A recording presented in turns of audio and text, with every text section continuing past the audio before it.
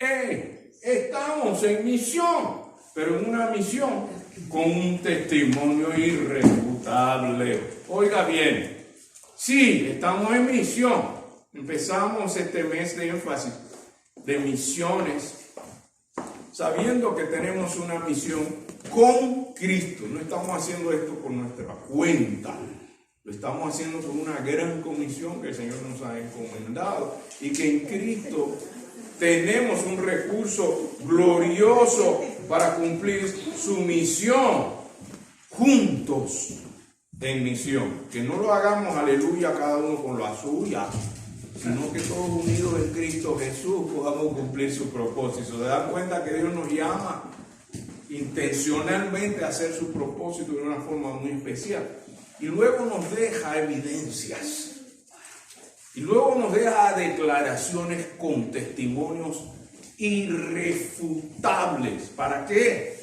Para que nosotros podamos ser inspirados por Dios, a atrevernos a hacer su voluntad según ocurre en Hechos capítulo 4, 8 al 20. El Señor quiere que usted tome fuerza de fe y acción por la inspiración de su palabra. Amén. Y en Hechos 4, 8 al 22, el Señor nos manda ese aliento de Dios para su pueblo, para que hagamos su santa y bendita voluntad. Y Él nos invita a que abramos la Biblia en Hechos capítulo 4, versículo 8 al 22, para que tomemos la enseñanza y la inspiración de bendición para llevarlo a la acción. Porque Dios es un Dios de acción. Entonces Él nos dice, miren esto, un testimonio irrefutable. Es una misión con un testimonio que no tiene lugar para dudas. Así trabaja nuestro Dios. Y por eso nos dice en su palabra en Hechos, capítulo 4, versículo, ¿dónde está Hechos? Justo después de Juan.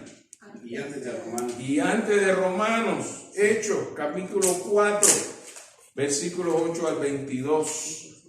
Los que tienen Biblias pueden compartirlo con aquellos que quieren aprender a usar la Biblia. Gracias, hermanos, por su dedicación y su acción de servicio.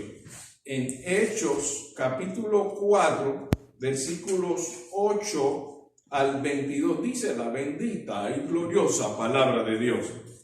Entonces Pedro, lleno del Espíritu Santo, les dijo, gobernantes del pueblo y ancianos de Israel, puesto que hoy se nos interroga acerca del beneficio hecho a un hombre enfermo, de qué manera éste haya sido sanado, sea notorio a todos vosotros y a todo el pueblo de Israel que en el nombre de Jesucristo de Nazaret, a quien vosotros crucificaste y a quien Dios resucitó de los muertos, por él, este hombre está en vuestra presencia sano.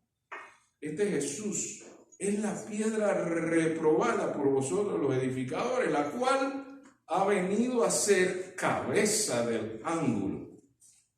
Y en ningún otro hay salvación, porque no hay otro nombre bajo el cielo dado a los hombres en que podamos ser salvos.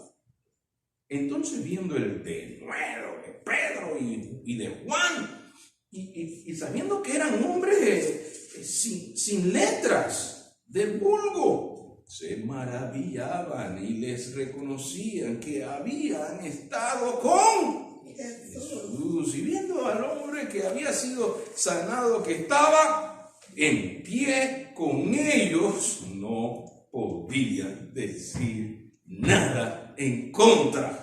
Entonces les ordenaron que saliesen del concilio y conferenciaban entre sí, y diciendo esto, ¿qué haremos con estos hombres? Porque de cierto señal manifiesta ha sido hecha por ellos, notoria a todos los que moran en Jerusalén, y no lo podemos negar. Sin embargo, para que no se divulgue más entre el pueblo, amenacémosles para que no hablen de aquí en adelante a hombre alguno de este nombre. y llamándolos, les intimidaron que en ninguna manera hablasen ni enseñasen en nombre de Jesús. Mas Pedro y Juan respondieron diciéndoles: juzgad si es justo delante de Dios obedecer a vosotros antes que a Dios, porque no podemos dejar de decir lo que hemos visto y oído. Entonces les amenazaron y les soltaron, no hallando ningún modo de castigarles por causa del pueblo, porque todos glorificaban a Dios por lo que se había hecho, ya que el hombre en quien se había hecho este milagro de sanidad, tenía más de 40 años. Oremos. Padre, te damos gracias por tu palabra viva, porque es tan poderosa que puede resonar en nuestro corazón, alimentando nuestra fe con energía de Dios, con bendición e inspiración para hacer tu voluntad. Señor, completa la buena obra que sabemos que tú solo puedes hacer. Guíanos en tu Espíritu Santo, en el nombre del Padre, del Hijo y del Espíritu Santo. Amén. Hoy en día la comunidad cuenta con muchos recursos para verificar la calidad de la información, para ver si es verdad esto o aquello. La gente tiene maneras de verificar mucho más fácilmente que antes, que no había tantos medios y recursos. Y así también el pueblo de Dios está en misión con un testimonio irrefutable. El pueblo de Dios tiene el recurso de testimonios vivos de que Dios tiene toda autoridad y poder soberano. El pueblo de Dios no solamente tiene palabras y sabiduría y testimonios vivos de lo que Dios ha hecho, de lo que Dios está haciendo y de lo que Dios hará. Así es. Testimonio irrefutable. Eso es lo que está ocurriendo aquí en esta escena. Observemos a un pueblo que tiene este recurso lleno del Espíritu Santo. El domingo pasado vimos cómo se cumplió la promesa en Hechos capítulo 2 y fueron todos llenos del Espíritu Santo. Salen en el nombre de Cristo a proclamar y llega esta pregunta que los confrontan aún con amenazas. Pero ¿cuál fue la raíz de este confrontamiento? ¿Qué fue lo que pasó? Para eso vemos el contexto, ¿sí? El capítulo 3, 1 al 10, ahí empieza todo. ¿Por qué estaban ellos ante un concilio que les cuestionaba y los amenazaba? ¿Qué fue lo que pasó? Hechos 3, 1 al 10. Esto fue lo que pasó. Pedro y Juan subían juntos ¿a dónde? Ver lo importante que es venir juntos. Mira cuán bueno y cuán delicioso es venir los hermanos a adorarlo en armonía. Amén. Venían juntos al templo. ¿A qué hora? Había una hora, la hora que se cumplía con la luz del día. A la hora novena era la hora de la oración. Por eso tenemos los miércoles a las 7, un tiempo de intercesión y de oración.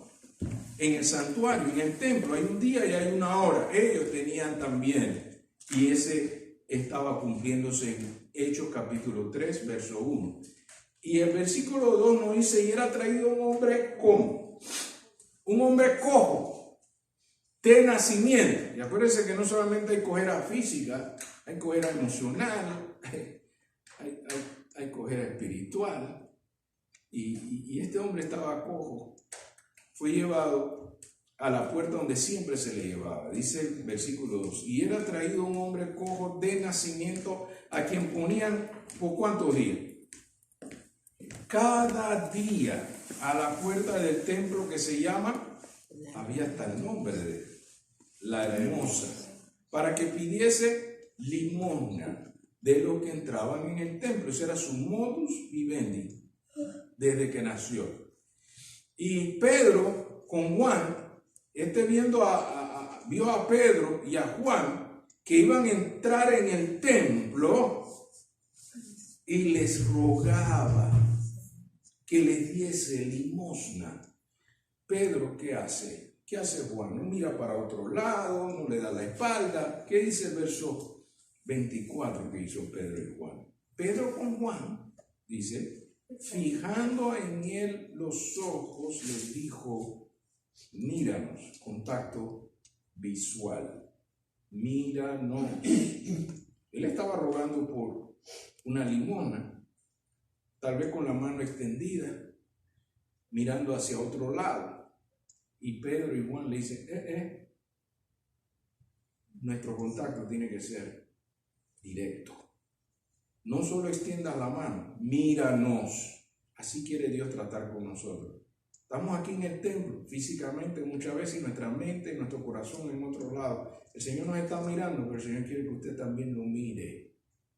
Enfóquese. Eso era lo que Pedro y Juan le estaba diciendo. Vamos a enfocarnos, por favor. Míranos. Y entonces, ¿qué hizo el cojo? Cuando él escuchó que Pedro y Juan le dijeron, ve, por favor, ponme atención. Entonces, en el verso 5, ¿qué hizo el cojo? Hello. A veces nos distraemos de lo que Dios nos está hablando. El Señor nos está diciendo, atentos. Porque eso fue lo que hizo el cojo para que se diera un milagro. ¿Usted quiere un milagro en su vida? Amén. Esté atento, enfóquese en la mirada del Señor. Busca primeramente el reino de Dios y su justicia y las demás cosas. Eso que te hace falta, Dios la puede completar. Pero enfócate. El Señor quiere tu mirada así como Él te mira a ti. Amén. ¿Y el cojo qué hizo? Entonces él estuvo atento, esperando recibir algo de ellos, porque él puso su atención, como le dijeron, ponme atención, mírame. Y él los mira y dice, bueno, vamos a ver qué es lo que tienes, pues, ¿para qué me pides que te mire? Mas Pedro dijo, verso 6, no tengo plata ni oro, pero lo que tengo te doy. En el nombre de Jesucristo de Nazaret, levántate y anda. Un cojo de nacimiento. Y la autoridad de Pedro para decirte, no tengo oro ni plata, pero en el nombre de Jesucristo levántate y anda. En el verso 7, ¿qué hizo Pedro? Ve a ver cómo te levantas. Él no le dio levántate y anda y le dio la espalda y se fue. ¿Qué hizo Pedro en el verso 7? Hermanos, así tenemos que hacer nosotros. También tenemos que extender la mano al caído. No solamente decirle vaya con Dios y ve a ver cómo te levantas. Verso 7, ¿qué hizo Pedro? Y tomándole por la mano derecha, le asistió, ¿verdad? Le dio asistencia. Y tomándole por la mano derecha le levantó y al momento, ahí vino el milagro, se le afirmaron los pies y tobillos y saltando, no solo se levantó, pero saltando, dice el verso 8. ¿Usted sabe de cuándo ese hombre cojo no podía ni caminar, mucho menos saltar? Pero en ese momento que le fueron afirmados los pies y el tobillo, saltando se puso en pie. ¿Y qué hizo? Y anduvo. Y entró en el templo, y entró con ellos en el templo, andando y saltando. Y no solamente eso, y alabando a Dios. Y todo el pueblo le vio andar y alabar a Dios, verso 10, y le reconocían que era el que se sentaba a pedir limosna a la puerta del templo, la hermosa, y se llenaron ¿de qué? De asombro y de espanto por lo que había sucedido.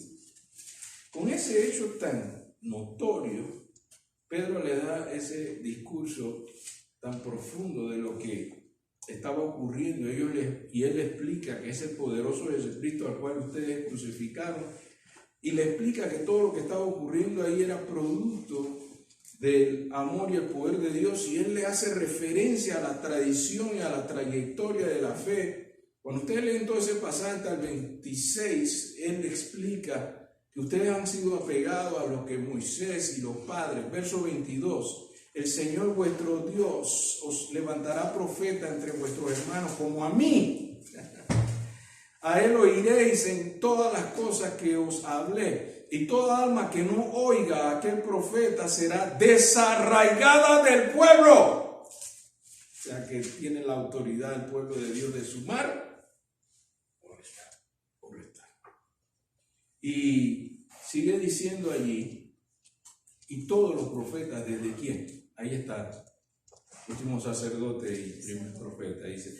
Y Samuel, desde Samuel en adelante, cuantos han hablado también han anunciado estos días. Vosotros sois los hijos del profeta y del pacto que Dios hizo con vuestros padres, diciendo a Abraham, en tu simiente serán benditas las familias de la tierra. Lo vimos en el estudio bíblico esta mañana. A vosotros, primeramente, Dios, habiendo levantado a su Hijo, lo envió para que os bendijese. ¿Y qué más? No era solo para recibir bendición. Dice el versículo 26, a fin de que cada uno se convierta de su maldad.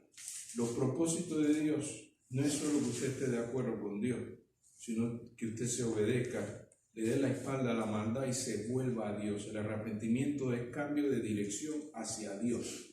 No cambiar de un error a otro error, sino dejar lo malo y volverse al único que es bueno. ¿Cuántos creen que Dios es bueno? Amén. ¿Por cuánto tiempo? Todo el tiempo. Dios es bueno todo el tiempo para que nosotros podamos dejar lo malo y volvernos a Dios Todopoderoso. Y esto ocurre, acuérdense, iban entrando al templo, la gente ve el milagro y él le da esta declaración. ¿Cómo reaccionan los líderes del templo, los directivos del templo, los sacerdotes? Hablando en el capítulo 4, ustedes se van a dar cuenta que esta es la razón por la que están en este interrogatorio y en esta confrontación. Hechos 4, 1 al 7. Ahí viene la cosa. Hablando ellos al pueblo, vinieron sobre ellos ¿quiénes? Los sacerdotes, verso 1 del capítulo 4, con el jefe de la guardia del templo y los saduceos. Verso 2, ¿qué había en el corazón de ellos?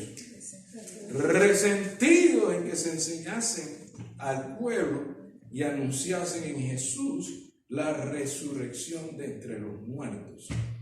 Y les echaron mano. ¿Qué le hicieron a los discípulos? ¿Qué le hicieron a Pedro y a Juan allí? Verso 3. Y los pusieron ¿a dónde? Los pusieron en la cárcel hasta el día siguiente porque era ya tarde. Hermanos, esos líderes religiosos estaban en combinación con las autoridades legales. Eran legalistas al punto de su relación con el imperio romano, que tenían autoridad para meter presos a los que consideraban ellos que estaban creándole un gran problema. ¿Cuál era el gran problema? Verso 4. Pero muchos de los que habían oído, ¿qué cosa? La palabra, ¿qué hicieron? Creyeron. ¿Y cuántos eran? Y el número de los varones, cuando dicen varones, son líderes de familia. Quiere decir que detrás de ese puede haber de 4 a 10 miembros de familia. Se convirtieron, creyeron, y el número de los varones era como 5,000. Multiplique. Eso es tremendo. ¿Qué impacto tenía ese testimonio? Aconteció al día siguiente, verso 5, que se reunieron en Jerusalén los gobernantes. ¿Se dan cuenta? Había esa relación y esa influencia gobiernos religiosos, los ancianos y los escribas. Ahí está la alianza política y religiosa. Se reunieron. El verso 6 dice, y el sumo sacerdote, y ponen el nombre, Anás y Caifás y Juan y Alejandro y todos los que eran de la familia de los sumos sacerdotes. Mira el nivel religioso y político que estaban tratando con estos siervos. Verso 7. viene la gran pregunta que nos lleva a este escenario. ¿Cuál era la gran pregunta? Verso 7, hermanos. Y poniéndoles en medio, les preguntaron, oigan, ¿con qué potestad o en qué nombre habéis hecho vosotros esto? Ese es el contexto donde estaban ellos en el verso 8, que dice, entonces Pedro, no lleno de rabia. ¿Qué dice el verso 8? Que estaba Pedro lleno de qué? No lleno del Espíritu Santo. Reacciones humanas. Pedro estaba lleno del Espíritu Santo. Por eso era la clave desde el capítulo 2 de Hechos, que se cumpliera la promesa, que fueran llenos del Espíritu Santo para poder responder a este tipo de desafío. Entonces Pedro, lleno del Espíritu Santo, ¿qué hace? Les dijo, gobernantes del pueblo y ancianos de Israel, puesto que hoy se nos interroga acerca del beneficio hecho a un hombre enfermo de manera que éste haya sido sanado. Hermano, mire qué importante mantener la objetividad. La pregunta era, ¿pero en el nombre de quién ustedes están haciendo eso? Bueno, ya que preguntan, recuerden que es por haber sanado a un hombre que estaba enfermo. ¿Sí?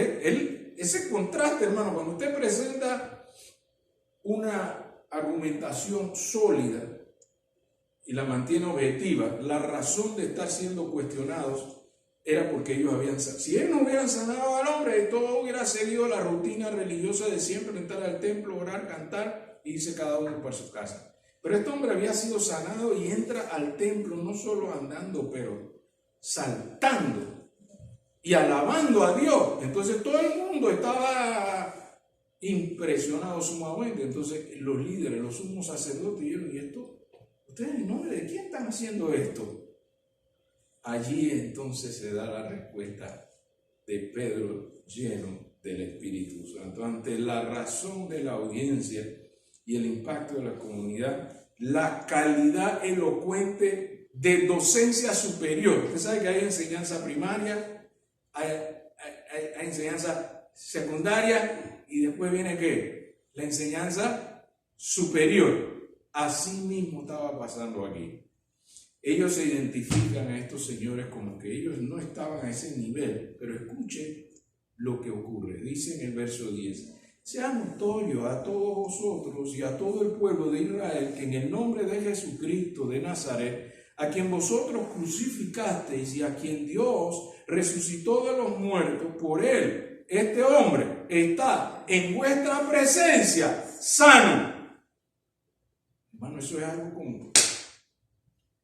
Este Jesús es la piedra reprobada por vosotros los edificadores, la cual ha venido a ser cabeza del ángulo. ¿De dónde viene esta expresión, la piedra rechazada? Vamos al Salmo 118, verso 22. ¿De dónde viene esa expresión?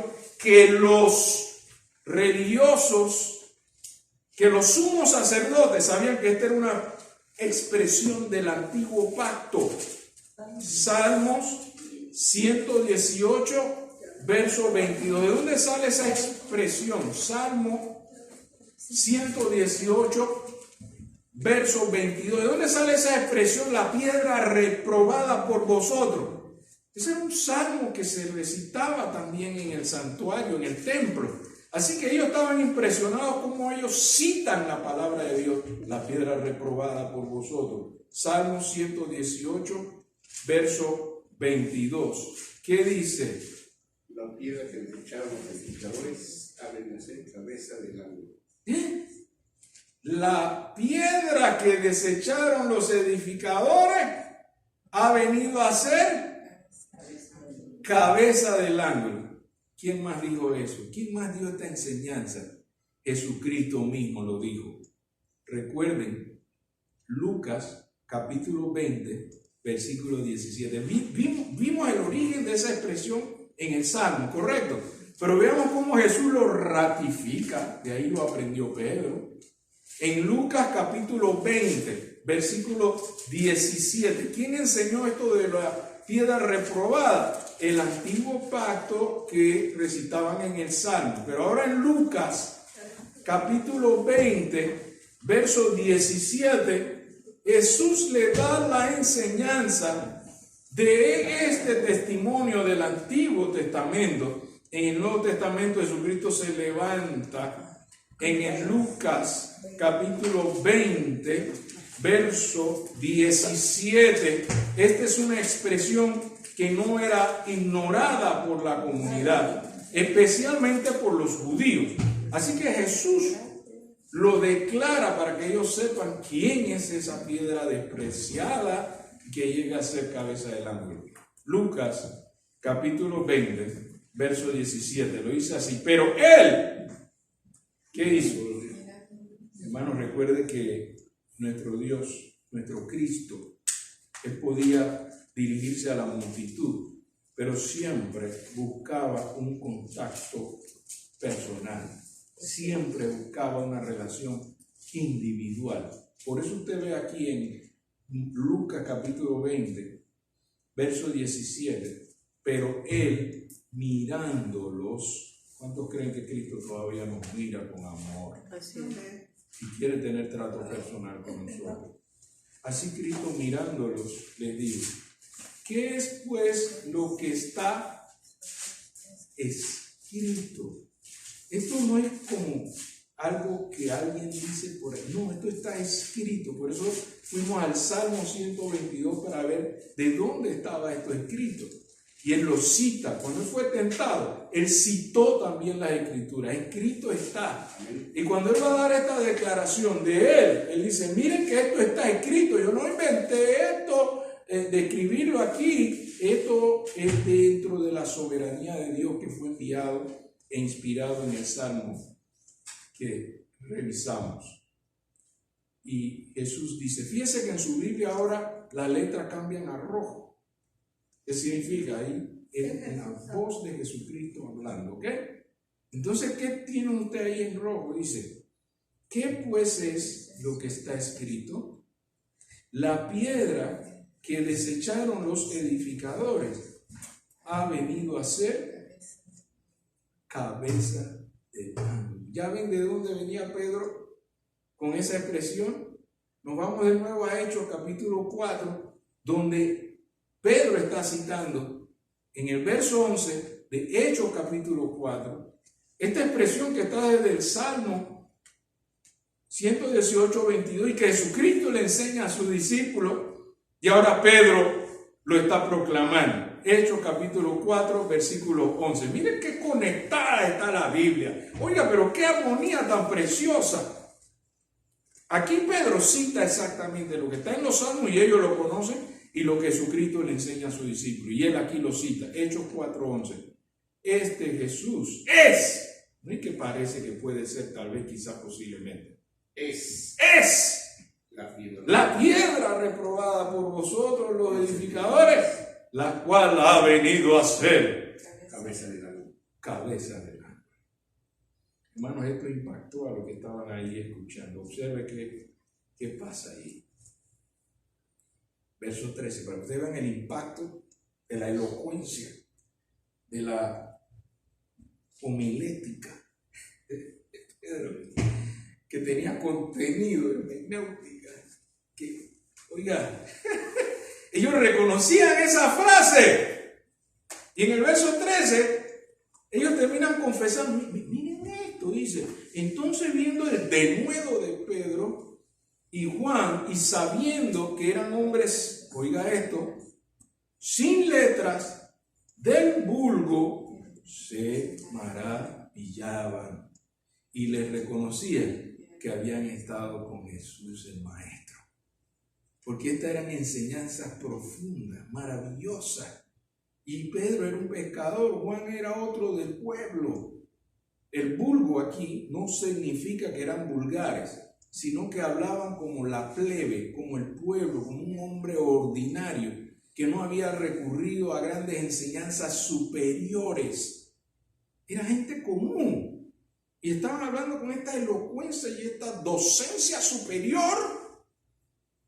Quedaron así como, oye, nosotros que somos maestros y doctores de la letra, y estos iletrados nos están dando cátedra. Eso es lo que estaban impresionados en el versículo 13. Ahora vamos a la última parte. Verdades irrefutables reconocidas por el pueblo. Los versos 14 al 22 vienen cierre.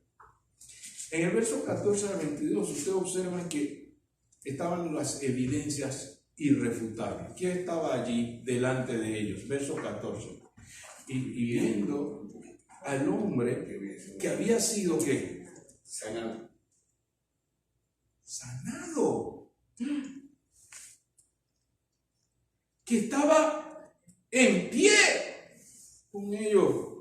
No podían decir nada en contra. Eso es lo que es una verdad y un testimonio irrefutable. Usted puede discutir sobre conocimiento y sobre principios, pero contra los hechos es difícil discutir. Aunque hay gente que se atreve a discutir, no, eso es relativo, eso se ve así porque tal vez realmente está enfermo y lo tienen parado con un palo por detrás o alguien lo está agarrando. Hay gente así que tiene los hechos por delante y todavía quieren contradecirlo, pero esta era una verdad irrefutable, porque él no entró con ningún palo, él no entró que lo estaban agarrando, él entró andando y saltando.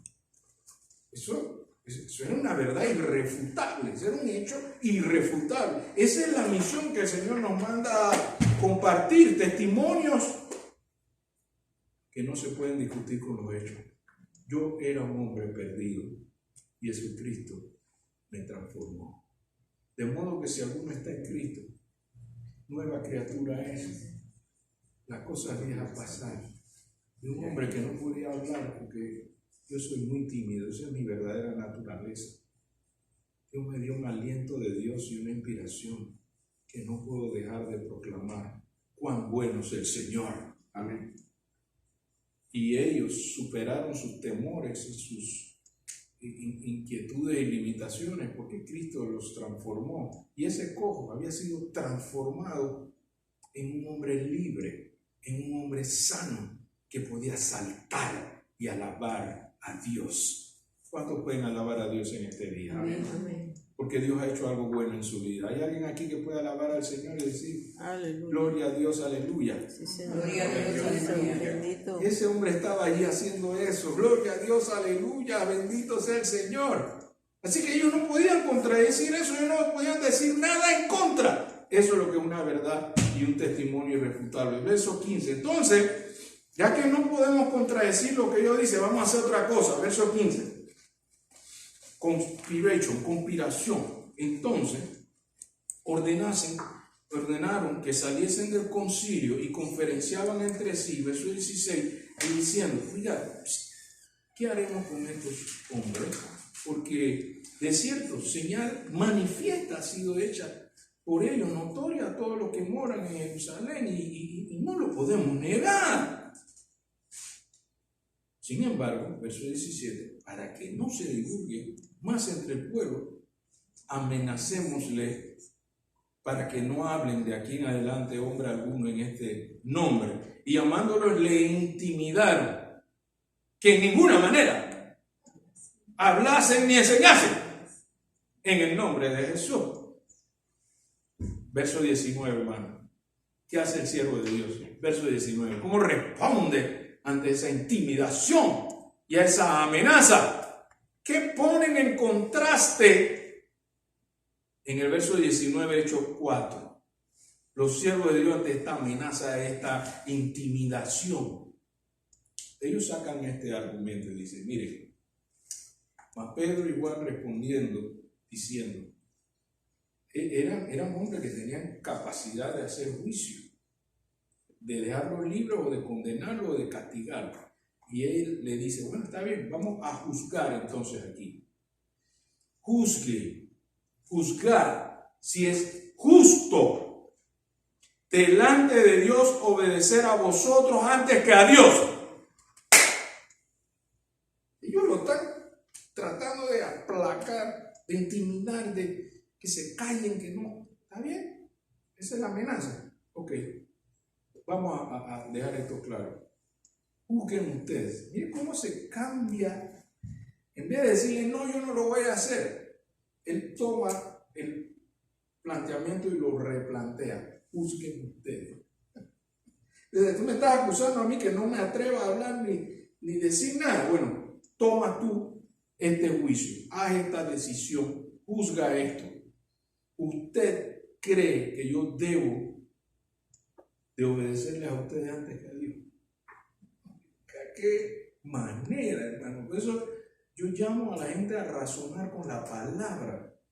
No era una reacción emocional, era un razonamiento que, ya que tú me vas a amenazar, ya que tú me vas a mandar a callarme, a no decir nada, yo quiero que tú me digas si esto es justo, que yo te obedezca a ti antes que a Dios. Oiga esto, eso fue un argumento como que, verso 20, yo tengo un compromiso con Dios. Verso 20, yo tengo un trato con Dios, yo tengo un pacto. ¿Cuál era el trato? ¿Cuál era el pacto? Verso 20, no podemos dejar de decir lo que hemos visto y lo que hemos oído. Cuando usted sale a testificar, eso es todo lo que Dios quiere que usted haga. Diga lo que Dios hace en su vida. Diga lo que usted ha visto de parte de Dios. ¿Alguien aquí ha visto una bendición maravillosa de Dios en su vida? ¿Alguien aquí tiene un testimonio que puede decir, yo he visto la mano de Dios en mi vida? ¿Alguien aquí puede decir, sí, yo sé que Cristo sana, yo sé que Cristo salva, yo sé que mi Redentor vive? Así es. ¿Cuántos aquí pueden decir, este es el testimonio que Dios quiere? Dios no quiere que usted invente historia, esté narrando la historia de otro. Hable de la historia que Dios está haciendo con tu vida. Dile al mundo lo que Dios hace en tu vida.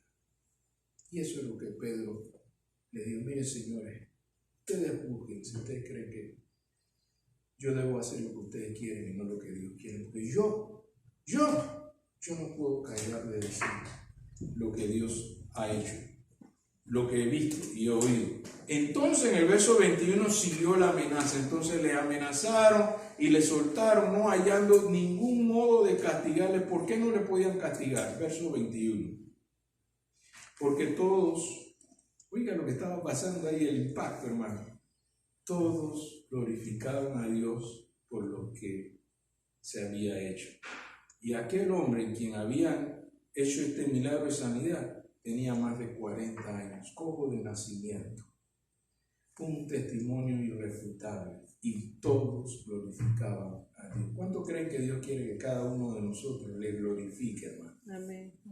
¿Cuánto en esta mañana pueden volverse a este llamado a orar? Mira lo que hicieron los creyentes cuando fueron amenazados. Verso 23 del capítulo 4. ¿Qué hicieron los hermanos después que fueron amenazados? ¿Qué hicieron?